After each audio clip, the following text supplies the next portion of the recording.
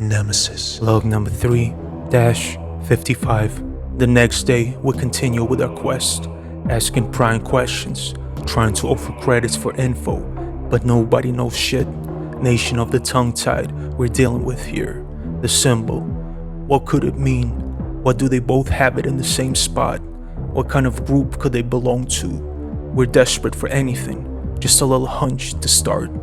A voice calls out to us, coming from an old lady sitting outside in front of her dilapidated house. She says, "I might be of assistance to you."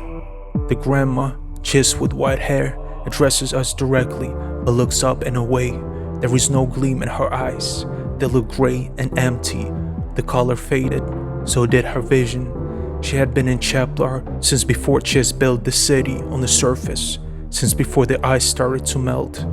She'd seen the days when Chilla was in full support of the Empire, when stormtroopers arrived at the city for the first time.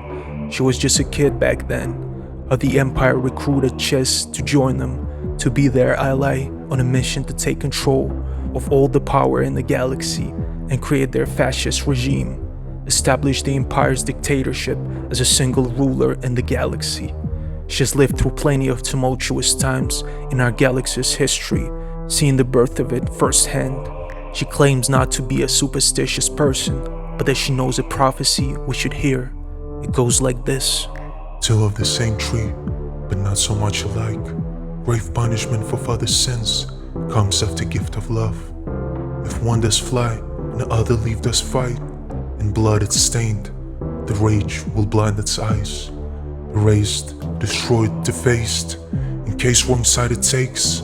Unless the cycle breaks, the love would not survive. Chaos is thorn, the sprinkle in one's heart. It could consume all that's alive, if it's not healed on time. She learned of this prophecy the same day she met a hooded monster that was taking an injured little boy somewhere. Its presence permeated an aura of dread in the surrounding air. The creature's face under the hood had reptilian features, with black and blue scales covering its surface, and the second it realized it was being observed, the reptilian opened its mouth, and immediately something directed at the lady escaped it. As soon as the words reached the lady's ears, she stood frozen on the same spot for hours, unable to move, as if some sort of a spell was cast on her. During those hours, everything around her was completely silent, besides a distant, barely audible whispering that was traveling long distance to creep up her neck and into her ear, caressing the goosebumps. The words of this prophecy was all she could hear, repeated over and over again, in agony, having no choice but to listen until it was etched in her memory forever. She wanted to turn around so badly, run far away, but was not able to move a muscle, rooted deep in the soil like a sentinel old tree. Since then, her vision deteriorated rapidly until she couldn't see anything about a year later. After that strange encounter, black veil covering her eyes.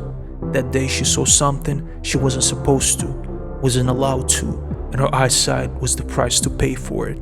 The prophecy, like any other superstitious thing, sounds just confusing. We find it hard to make anything of it, as it could be just one of the old folk local myths to scare children not to engage with strangers. It won't be of much help in finding anyone. However, one point of the story stands out and does sound pretty peculiar. The fact that the creature had a wounded boy by its side. A coincidence or a link we were searching for all along? Xena says that description makes it sound like the reptilian could have been a Force user, a Sith Lord that possessed the power of mind trick and telekinesis.